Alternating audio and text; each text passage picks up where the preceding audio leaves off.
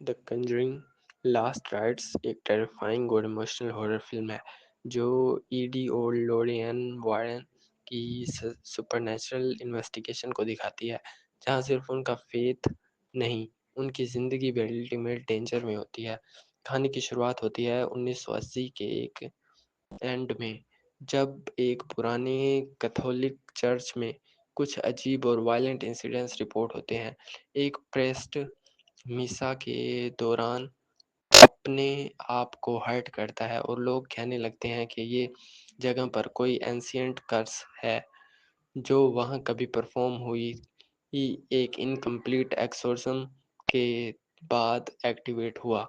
Church authorities वारन couple को बुलाते हैं जो पहले ही कई हॉन्टेड केसेस सॉल्व कर चुका होता है, लेकिन जैसे ही एड और लोरियंस इन्वेस्टिगेशन स्टार्ट करते हैं, उन्हें फील होता है कि इस बार जो इवल फोर्स है वो उनकी प्रीवियस किसी भी केस से ज़्यादा पावरफुल है। और लोरियन को टेरिफाइंग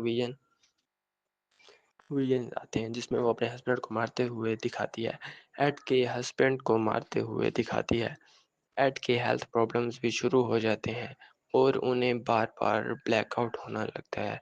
जब वो चर्च की स्ट्रीट ढूँढते हैं, जब तो पता चलता है कि वहाँ पहले एक फॉरबिडन रिचुअल परफॉर्म किया गया था जिसमें एक हाई लेवल डेमन को बुलाया जा गया है जिसका नाम होता है वेरलैंड, जो सिर्फ सैक्रेड राइट्स के जरिए बन सकता है, लेकिन वो लास्ट राइट से इनकम्प्लीट रह गया है। इस दफ़ा स्टोरी सिर्फ एक भूत या पोजेशन तक लिमिटेड नहीं होती, बल्कि पूरा का पूरा चर्च एक कर्स्ड जोन बन चुका होता है जहाँ किसी भी होली सिंबल का असर नहीं हो रहा होता। लोरियन अपनी की साइक पावर्स का यूज़ करके डीमन की ओरिजिन तक पहुंचती है और वहां उसे पता चलता है कि ये स्पिरिट एक्चुअली एक एक्सप्रेस्ड की रूह है जो कभी पावर के लिए अपने ही लोगों को बिट्रे कर चुका होता है। डीमन लोरियन के माइंड को मैनिपुलेट करता है, उसे उसके पास गिल्ट याद दिलाता है और एड के बीच मिसअंडरस्टैंडिंग क्रिएट करने की कोशिश करता है।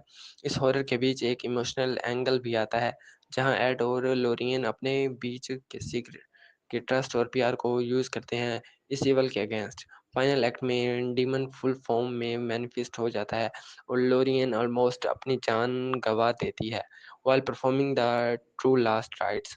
ईडू उसे बचाता है लेकिन खुद अटैक में ज़ख्मी हो जाता है।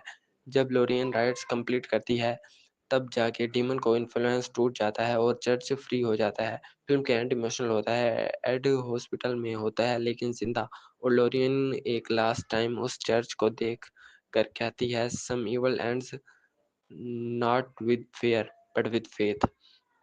फिल्म के लास्ट फ्रेम में वॉरेन्स के हाउस दिखाया जाता है जहां उनका ओकलैंड म्यूजियम होता है और एक नया कर्स्ड आइटम कैमरा पर जूम होता है जो क्लियरली हिंट करता है कि इवल अभी भी कहीं छुपा हुआ है।